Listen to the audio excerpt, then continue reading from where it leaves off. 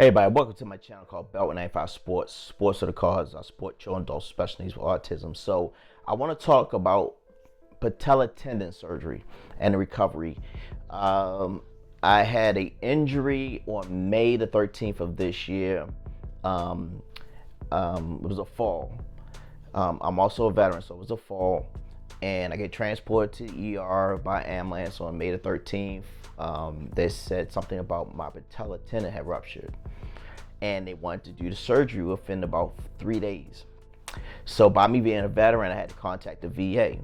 So I contacted the VA. I went there the next day to their ER department, and then they diagnosed me with a tendon tear as well.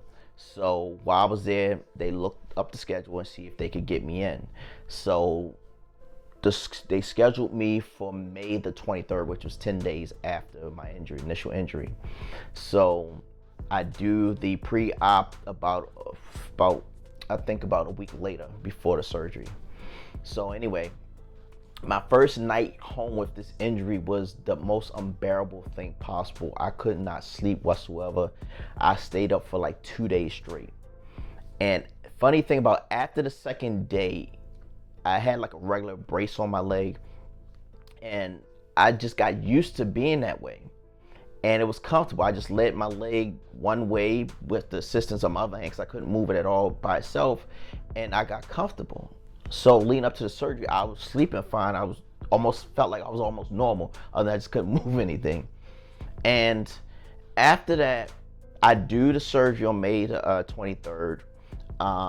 They give me the IV. I go into the emergency room. It's cold as ice in there, and I'm talking, and adjusting the straps, and I guess the guy had an issue with it, and I was trying to help him, and that's all I remember. And I wake up. I think they said I woke up about an hour and a half after surgery in the recovery room, and I'm still groggy trying to get out, and I'm stiff, and I notice my leg is hurting bad. So it calms down. I guess the pain medicine kicks in. So I go home, and I need help inside the car. So I get out, and first day going up the steps, I kind of missed the step, but my family member caught me, so I didn't fall. So I go straight upstairs because all the rest were on the bed. So I went straight upstairs, and I had to have somebody hold my leg up while I went backwards on a step, hand one step at a time, and it was still painful because like the pressure was going on my knee. So I'm sure you guys know this range of motion brace here. Now this is a VA issue. I have one better now. They gave me a better one. This is one of the cheap surgical ones we got out of the surgery department. And before I get into anything else, this is imperative that you get these non-slip socks. So I wanted to make this video as more thorough as possibly could, but make sure you get these long non-slip socks because I got these from Amazon. I think like $13 for like 10 of these things, whatever. So anyway, that first night trying to sleep with all the medications they gave me, I couldn't sleep, and it was the most unbearable pain. I think it was like 2 days. I didn't sleep at all, and even after the second day, I still really never slept good. I just was always moving, and then depression started to sit in. If you're an active person, you used to move around, and you can at this time, you know, a lot of anxiety kicked in for me. I was starting to have dreams that people were chasing me, and I can't run. And I remember having a dream, somebody was chasing me, and I guess I tried to react to it, and I moved my leg, and I screamed so loud. And I would just constantly get up, back and forth, get up, and make sure you get a urinal. Ask the ER department, and that's one thing, I make sure I got a urinal because it was too hard for me to walk to the bathroom, so I just used that by the bed. And that helped a lot because at least I wanted to move around. So they gave me a take-home paper to do some type of exercise like the pumps, the leg pumps. They had leg raises, but at the time my leg was so weak I couldn't lift my leg up at all. So that's basically all I could do. Heel slides was out of the question. So anyway, I did what they told me to do. I went back and forth. Went back and forth to the VA to get updates. So then they scheduled me for physical therapy, which was 6 weeks out from the date of surgery. I go there, take it easy on me the first day. It was an evaluation, basically. So that after I would go 3 times a week, up for 5 weeks, and I noticed some progression. And then, mind you, before I forget, when I would be transported, when I had to go anywhere, I had to go and had to sit in the back of the car, with long seats in the back, and I would always had to enter in the passenger side, because I would get in and I would use my good leg to support myself, even with the strip seat belt on, and lay my injured leg across the seat. And that way, if somebody was to break like that, I could use my strong leg to support myself. So if you're going through this, make sure you go in the back seat through the passenger side, because you use your good leg to keep you from rocking like that. So anyway, what happened to me, I was still going at 30 degrees. So I would get on an exercise bike, but I couldn't turn it. I would just do like this. I could not turn it over. So I went back to the surgeon, and there was some back and forth with that one. So I told myself I'm still only at 30 some degrees, and I'm already past, my last few days of physical therapy. So now this is month 2 after the surgery. And so long story short, I have another surgery scheduled for this October the 25th. Now, they say if I get to 90 degrees, I won't have to do that surgery. So if you're unfamiliar with it, if you still have complications, which means scar tissue, which happened to me, a bunch of scar tissue built up into my knee. So basically what that surgery is, they put you under and then you just move your leg to break up the scar tissue. Now, the setbacks with that could be they could break your leg. They could break any other bones. They could re-injure the tear, so they had to repair that again if that happens. So I really don't want to have surgery again. So today I had a physical therapy appointment. I'm at just my second round of physical therapy, in my third visit, and I got marked at 83 degrees. So I am progressing with progressive physical therapy. I mean, I'm doing the leg pulls, the leg slides, and the leg slides. What I learned, I got a piece of plexiglass. So you go to Home Depot, or you could go to IKEA. Those little wooden picture frames they have at IKEA, they're like $7-8. You can get those and take the plastic out of it. And I would tape the edges. If you have little kids, tape the edges. And because I have 2 small little kids, I tape the edges, and then I use that. And when I'm done with it, I put it in a secure place, like that. That makes life so easy, and do it on the floor. Life has gotten a little bit better. I am able to drive now. Now this is 4 months out since my surgery.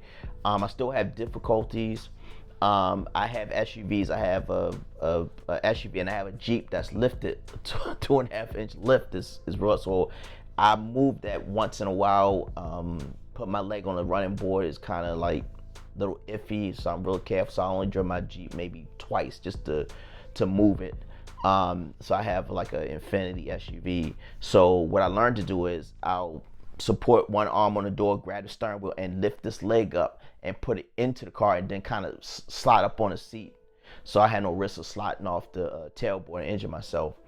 But I'm able to brake. I'm able to hit the gas pedal. Being able to drive myself to my physical therapy appointments have made life a lot easy. And one thing I have to say, you're gonna rely on family members and friends to help you for weeks. And sometimes, people, they're good to you in the beginning, and they're only human, and sometimes it wears on them.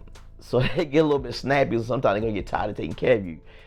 That's just natural. That's just the way of life is. But because you're gonna put a lot of demand on other people to cook for you, help you bathe. I didn't feel comfortable taking the first shower until probably about a month and a half.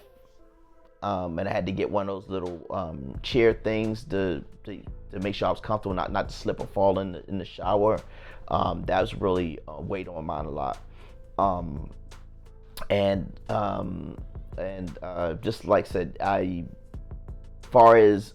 anything as far as depression or things like that, I've gotten better, because now I'm starting to see myself progress. Which every little accomplishment, those type of fears and anxiety go away. Like I say, you will deal with that. especially if you really don't see any progression. This injury could take up to a year. So just be mindful of that. Just take your time. You'll get there. Like I said, people told me the same thing, and I said, I was shaking my head yes, but I wasn't feeling that way. I was feeling miserable. I felt like I was just worthless. And I was telling the physical therapist today, I said, if somebody was to chase me right now, I couldn't even run. And that's another thing. I couldn't defend myself. I can't do anything. When I go to the store now, I'm afraid of somebody bumping into me. I went to the grocery store about an hour ago, and a couple people got too close to me, and I was afraid it was gonna hit me, and I was gonna fall on the floor. And it's just a lot of those fears as well. But if you stay motivated long enough, and you'll progress yourself, and don't try to do too much. But like I said, these non-slip socks really helped a lot. That really calmed my nerves if I found to slip and fall. Then I got this stuff. The second physical therapy office I'm going to now. It's called not Medi Freeze, or I can't think of the name of it, but it's like a stronger icy hot, whatever. I tried Tiger Balm. It works, but this stuff is really strong, more stronger than Tiger Balm and all that other stuff. And I'm getting a compression ice wrap you get from Amazon. That helps a lot too. But it's a mental thing. Like I said, I'm down 4 months now. I'll have another 8 months probably before I get to where I was normal, hopefully. But I just wanted to talk about a little bit, because sometimes you're not gonna be. I've heard of people weeks after surgery or days after surgery, they driving, or they're almost to normal where they used to be. But I wasn't one of those cases. It took a little bit longer for me. It felt like my knee just would not bend. It felt like my kneecap was too high. That's what I thought it was at first, but it just felt like my knee would not bend no matter what. And now, like I said, I went from 30 degrees now to 83 degrees. So hopefully I get to 90 before I have to do surgery in a couple of weeks, whatever, because I don't want to have to go through surgery again. But I'm gonna leave it there. This is my channel, Beltway 95 Sports with a Cause. I support children with special needs like autism, Down syndrome, and raise funds for them. So if you enjoy this channel, you like what I'm doing, please hit the like and subscribe button, and I'll do a part 2 or another follow-up. You guys are safe out there. Take care of yourself. Thank you.